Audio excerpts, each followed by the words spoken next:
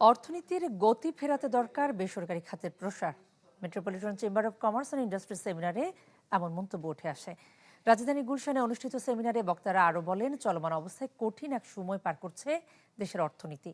বেসরকারি খাতের প্রসারের লক্ষ্যে নীতি সংস্কারের জন্য 7টি অগ্রাধিকার খাতও চিহ্নিত করে সংগঠনটি। এতে বলা হয়, ব্যবসা বান্ধব পরিবেশ নিশ্চিতে কার্যকর পদক্ষেপ নিতে হবে।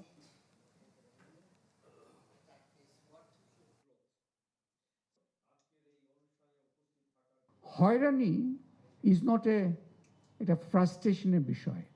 হয়রানি ইজ এ স্ট্রাকচারাল ফিচার।